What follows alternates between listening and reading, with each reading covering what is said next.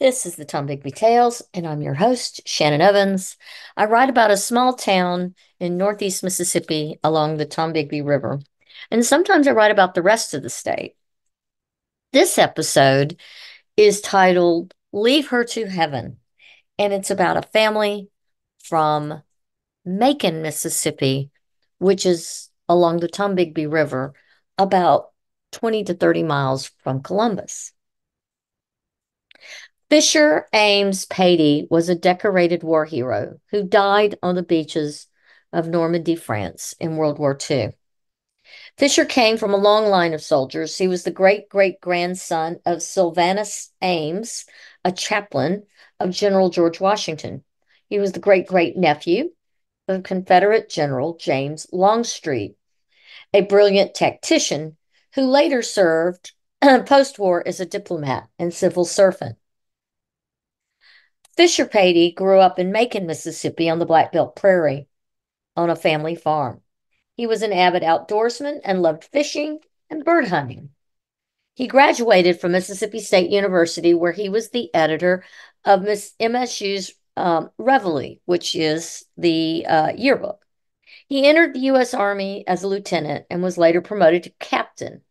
Before leaving for war, he married Anne Dudley Swope of Columbus, and Dudley was a graduate of the University of Tennessee, and her parents were Walter Ashby Swope and Fannie Moore Evans Swope. Fisher's mother, Sarah Fisher Ames Patey, was quite upset when she was told of the engagement of Fisher to Anne Dudley. Fisher was an only child. His brother Edmund Jr. had died at almost 2 years of age. His mother apparently doted on Fisher, and no woman was good enough in her eyes for her son. Sarah was renowned for her histrionics and her over the top behaviors, both towards her son Fisher and toward her husband Edmund. Fisher was quite used to her behaviors. Sarah was known for, quote, taking to her bed from just after New Year's until spring, often until Easter, because of, quote, the boredom of winter was intolerable. But mention a party or a need to plan a get together of some social function, and she'd fly from her bed and bounce forth as the belle of the ball. Fisher then was not surprised she did not take his engagement announcement well, and her threats of her impending death were because of his, quote, thoughtless behavior. How dare he get engaged? Fisher and Ann Dudley married at First Baptist Church in Columbus on March 10th, 1942. He left for war, and in July of 1944, Fisher fell in Vesely, Normandy, while leading the 28th Infantry Company L in battle. According to family lore, Ann Dudley had been living in Fort Jackson near Charleston, South Carolina, at Fisher's duty station after they were married in Columbus. But when he shipped out to Europe in the spring of 1944, she moved home to her parents, pregnant with their first child. On the day of Fisher's death, Ann Dudley was seated in the dining room and saw Fisher's ghost walk across the living room. She knew he was dead. Distraught, she went upstairs awaiting a telegram. She miscarried that night and soon after was officially notified of Fisher's death. And Dudley would later remarry Frank Slate, Fisher's commanding officer, and they would remain together, raising two sons and traveling the world together. She and Frank are both buried at Arlington Cemetery. Fisher's mother, Sarah Fisher Ames, was apparently quite well known in her extended family for her over the top behavior. And apparently, she was not just overly dramatic, was also known to be quite manipulative. She was the socialite of Macon, and no one dared challenge her for fear of being dropped from all local social events. She was incredibly petty and possessive of her husband, Edmund, who was a local successful farmer, and of course, Fisher, her son, before his death. She even tried to insert herself between Fisher and his new wife, accusing Fisher of choosing his pregnant wife over his own mother. It was really a toxic theatrical lady, to say the least. She kind of reminds me of the dreadful woman played by Jean Tierney in one of my favorite film noir melodramas, Leave Her to Heaven, which was produced by Daryl Zanuck and 20th Century Fox in the 1940s. My sister Elizabeth and I are both film noir buffs, and I absolutely love dark gothic tales and psycho thrillers. Leave Her to Heaven is all that and more. It is about a socialite who marries a writer, and she is one dangerous and obsessive wife who is, well, a bit nuts. She accuses others of plotting her demise while she ends up feeding herself arsenic to frame one of the other women with her murder. I won't spoil the ending, but a psychopathic femme fatale is going to be calculating till the end, of course. Years ago, my sister and I both read the book the screenplay was adapted from, and I had forgotten the author's name. And at a recent discussion with her, we both went looking for his name, Ben Ames Williams.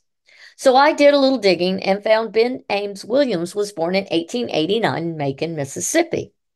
He was the son of Daniel Webster Williams, who I think is originally from Ohio, and Sarah Marshall Ames of Macon. Sarah was the younger sister of John Fisher Ames, and Sarah's little niece, Sarah Fisher Ames, was named for her. Little Sarah Fisher Ames, who grew up to be Fisher Patty's mother. Excuse me, Fisher Patty's mother. Sarah Fisher Ames Patty was Ben Ames Williams, the author of Leave Her to Heaven, first cousin. Ben, while born in Macon, his family left Mississippi when he was an infant, but he spent many summers and holidays with his extended family in Mississippi. He was an avid hunter, especially of waterfowl. Ben began his professional publishing life after attending Dartmouth, and he started at writing short stories and essays. He entered into writing novels at night while working as a reporter for the Boston American by day. His first novel would end up being published in 1919. Uh, and all during the time he was writing novels into the 1920s and prior, he actually was a well published short story writer as well. His last novel was published posthumous in 1953.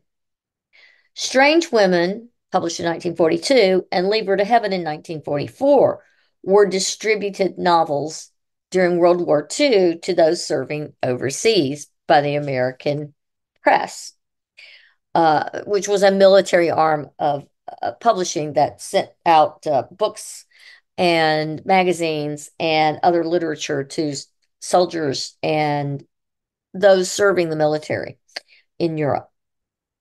When Leave Her to Heaven was still unpublished, Zelnick spent $100,000 on its film rights. It was published in June of 1944. Williams, when asked about the femme fatale focus of the story, responded, "It isn't just about morals. It explores the vicious aspects of a woman's character.